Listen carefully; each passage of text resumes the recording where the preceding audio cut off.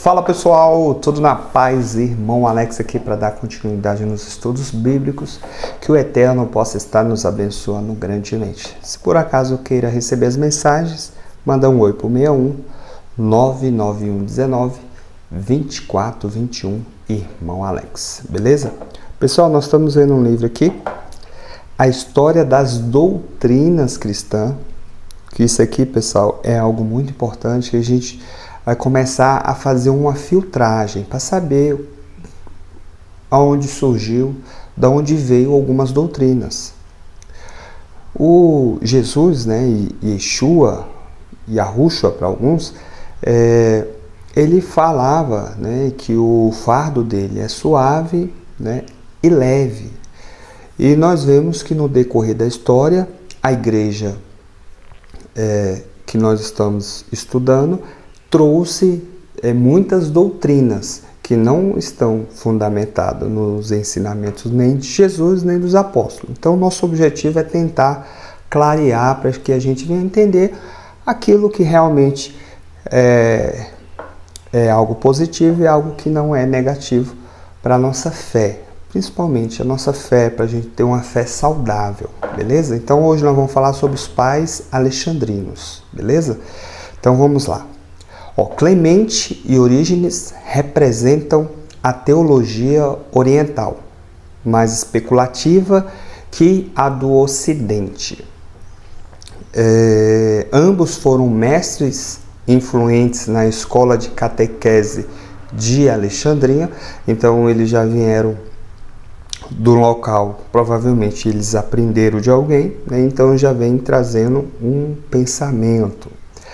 Clemente não era cristão ortodoxo, do mesmo porte de Irineu e Tertuliano.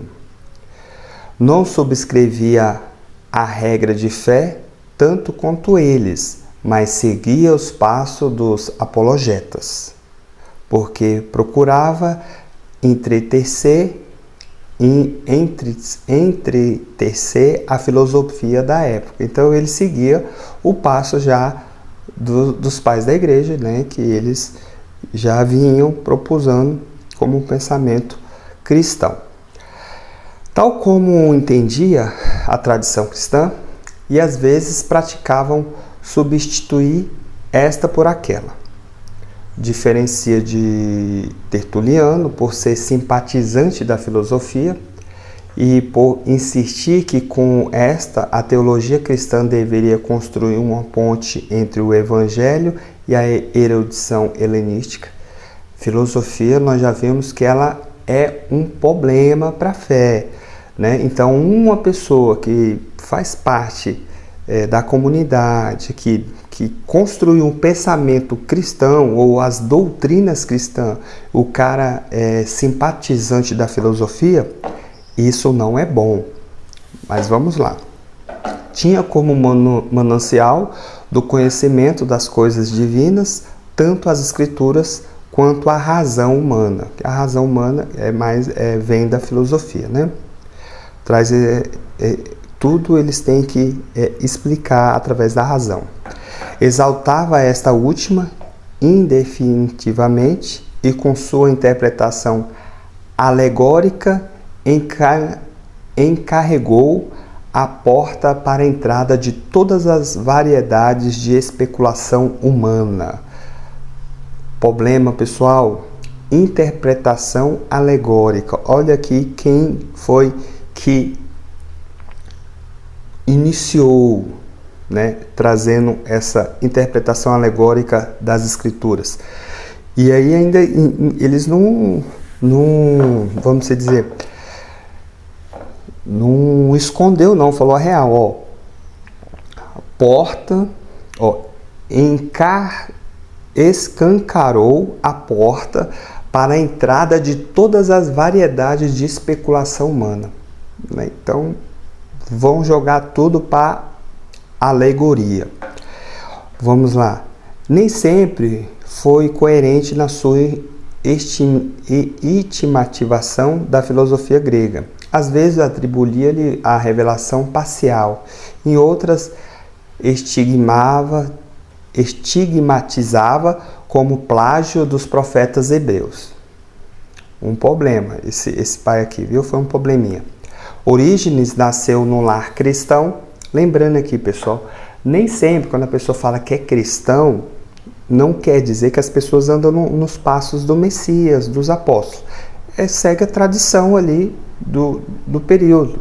Né? Nesse período aqui, era um período que estava crescendo um pensamento, a igreja, né? Então tu vê que muitas desses pais da igreja, assim, pelo comportamento, pelo pensamento, você vê que não eram pessoas que realmente eram convertidas.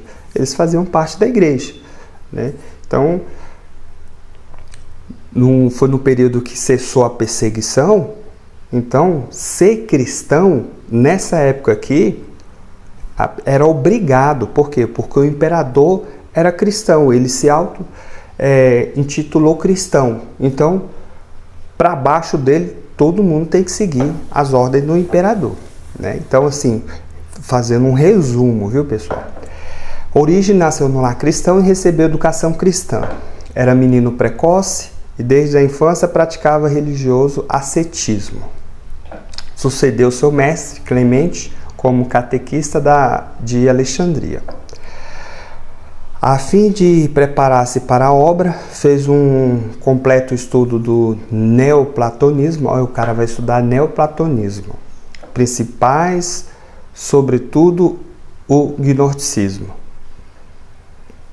Né? Desde estudar a Bíblia, né? Os livros sagrados, foi estudar neoplatonismo, para você ver que um pensamento totalmente contrário, né, dos ensinamentos ali do Novo Testamento ou da Bíblia hebraica. Sua fama não demorou a espalhar-se e grandes multidões vinham ouvir suas pregações. Foi o mais erudito e um dos mais profundos pensadores da igreja primitiva. Olha aí, pessoal. Seus ensinos eram de natureza assaz, especulativa, e no fim da vida foi condenado por heresia. O cara era um dos profundos pensadores da igreja primitiva, e no final da sua vida ele foi condenado por heresia. Olha o problema aí, pessoal. Combatia os gnósticos e desferiu golpes decisivos contra o monarquianismo, mas tudo isso foi apenas incidental ao seu próprio principal, o qual era de formar um corpo sistemático de doutrinas cristãs, da doutrina cristã. Sua obra principal, Institutas, e o primeiro exemplo de um sistema teológico positivo e complexo, parte de seus ensinos posteriores foi declarado herético. Entretanto, ele exerceu enorme influência sobre o desenvolvimento da doutrina cristã. Triste realidade, né? Se você for conversar com um sacerdote da Igreja Católica Romana, ele vai falar, eu já ouvi vários falando que, infelizmente, dentro da igreja tem muitas doutrinas pagãs, que veio do paganismo, né? Veio da filosofia, veio do neoplatonismo, doutrinas que não é de Cristo, doutrinas que não é do Messias, não é dos apóstolos, né? E esses caras aqui, eles ajudaram no pensamento cristão, não era convertido. Parece que ele desejava ser um cristão ortodoxo, apoiava-se honestamente sobre a palavra do Eterno e a regra de fé, como seus padrões de interpretação, e mantinha a posição que nada pode ser recebido do que seja contrário às Escrituras ou contrário a uma legítima dedução delas. No entanto, a sua teologia trazia sinais identificadores do neoplatonismo. Olha aí, pessoal.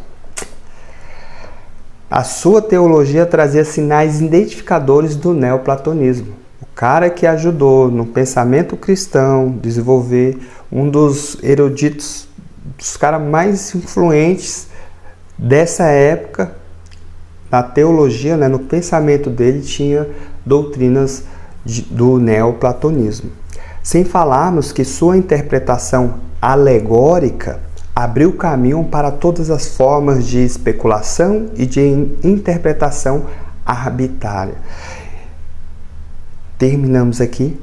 Essa interpretação alegórica é um outro problema. Foi criado por quem?